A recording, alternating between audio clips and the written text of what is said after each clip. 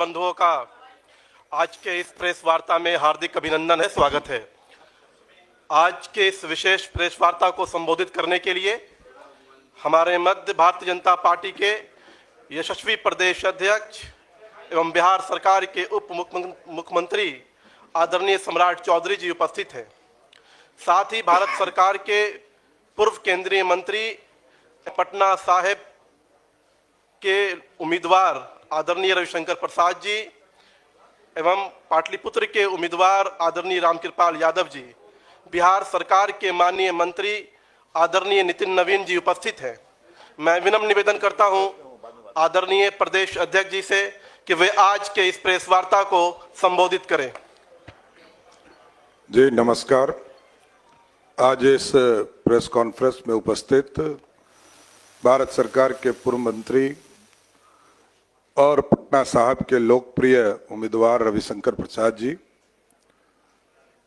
भारत सरकार के पूर्व मंत्री और पाटलिपुत्रा के लोकप्रिय उम्मीदवार रामकृपाल यादव जी, बिहार सरकार के माननीय मंत्री आदरणीय नितिन नवीन जी, दानिश इकबाल जी, सम्मानित सभी मीडिया के साथीगण, आज एक सूचना आप लोगों को देनी है कि देश के यशस्वी प्रधानमंत्री आदरणीय नरेंद्र मोदी जी यह इतिहास में पहली बार बिहार की पावन धरती पर पटना में पहली बार कोई प्रधानमंत्री जी का रोड शो होने वाला है और 12 तारीख को संध्या के समय जो है पटना में पहली बार किसी प्रधानमंत्री के माध्यम से रोड शो का कार्यक्रम किया जा रहा है और वो बेली रोड से चलकर आएंगे और पूरे आपके डाकबंगला के इलाका में रोड शो का कार्यक्रम होगा और पूरे प्रदेश को यह संदेश देने का काम करेंगे कि जो देश के यशस्वी प्रधानमंत्री जी ने पिछले 10 वर्षों में भारत के विकास के लिए, भारत की समृद्धि के लिए, भारत के आर्थिक विकास के लिए, भारत के संविधान को बचाने का काम किया है, भारत के सभी वर्गों को आरक्षण की व्यवस्था और सुदृढ़ करने का काम किया है। ये सारे चीज उस रोड शो के माध्यम से आपको बिहार की झलक भी दिखेगी और बिहार के लोगों ने जो तैयारी किया है, पटना के साथ साथ बिहार के लोग उस दिन उपस्थित होकर आपको संदेश देंगे कि देश को समृद्ध बनाने में आदरणीय प्रधानमंत्री जी ने काम किया है, उसकी पूरी झलक भी आपको उस कार्यक्रम के माध्यम से दिखेगा। धन्यवाद। रविशंकर जी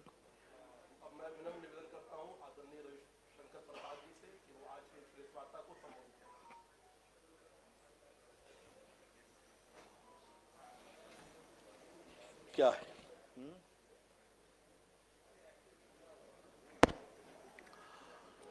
आदरणीय अध्यक्ष जी, मित्र रामकृपाल जी,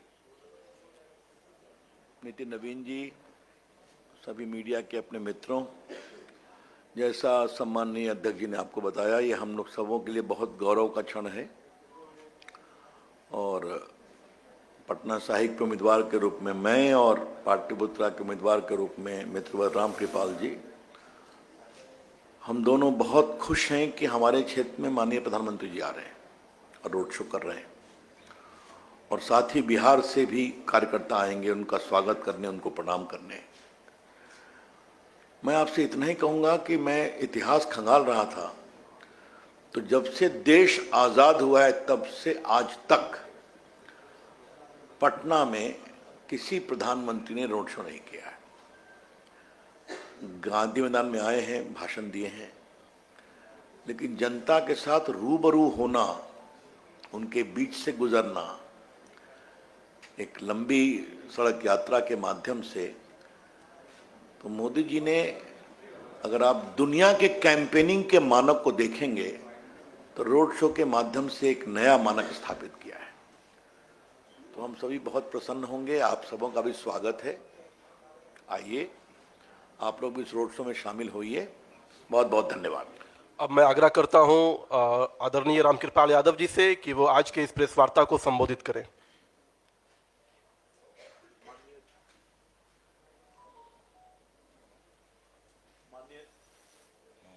हेलो, माननीय अध्यक्ष जी, आदरणीय सम्मानीय नेता और पटना साहिब के उम्मीदवार आदरणीय श्री रविशंकर जी, हमारे छोटे भाई और बहुत प्रिय बिहार सरकार के माननीय मंत्री जी, आज जैसा कि माननीय अध्यक्ष जी ने कहा,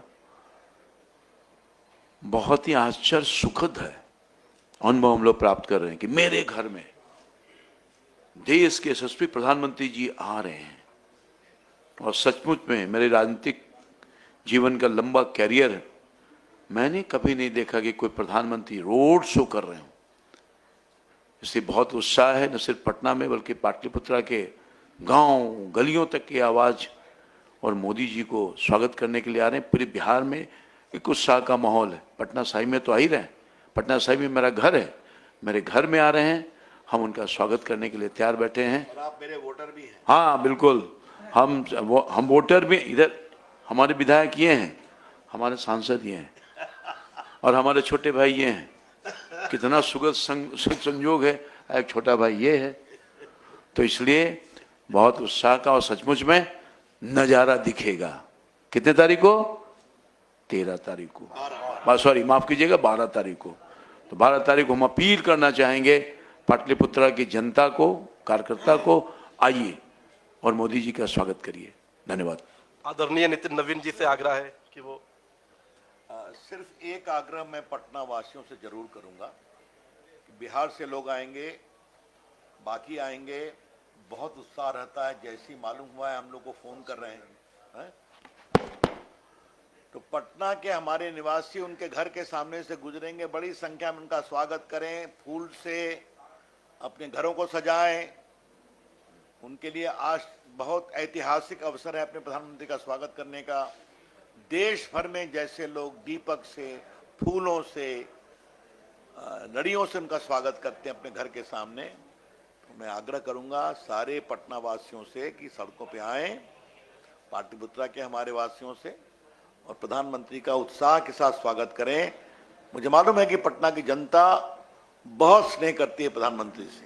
उनके प्रतिनिधि के रूप में हम जानते हैं, रामकृपाल जी जानते हैं, नितिन नवीन जी जानते हैं, अध्यक्ष जी तो स्वयं इस इलाके से बहुत सक्रिय रहते हैं। तो बिहार की जनता आएगी, पटना की आएगी, ग्रामीण इलाके की आएगी, बख्तियारपुर हो, फतुहा हो, पाटलिपुत्रा हो, फुलवारी हो, दानापुर हो, लेकिन पटना महानगर से भी जनता बड़ी निकलने वाली है। तो खूब स्वागत करें, घरों को सजाएं और प्रधानमंत्री का स्वागत करें, यह अपील करना चाहूंगा। धन्यवाद। आपके प्रश्न हो तो एक एक करके ले सकते हैं। नितिन जी, संध्या में समय बाद में जारी किया जाएगा, लेकिन शाम के समय वो आएंगे। एक एक करके जी प्लीज।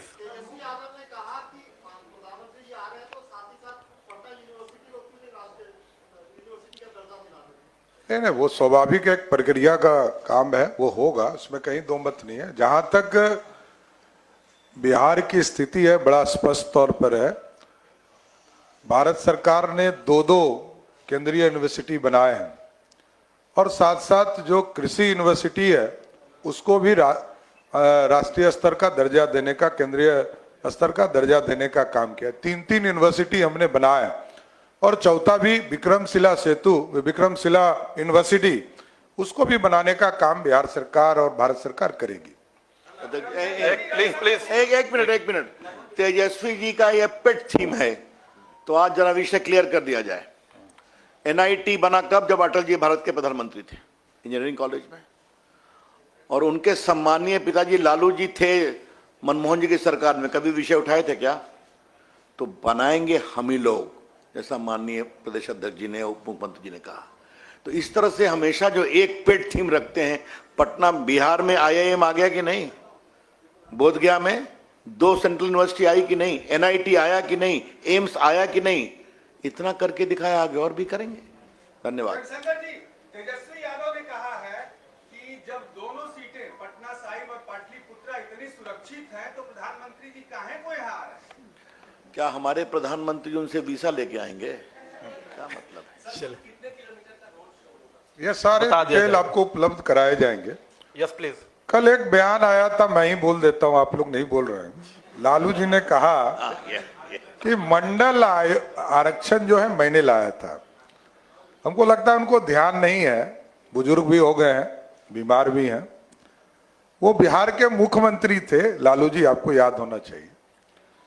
लालू जी जनता दल के नेता जरूर थे, उनको ये पता नहीं है कि बीपी सिंह जी जब प्रधानमंत्री थे तो 146 सांसद ही मात्र थे, मात्र 146 सांसद, और 197 मतलब 200 सांसद कांग्रेस पार्टी का था, 85 सांसद भारतीय जनता पार्टी का था।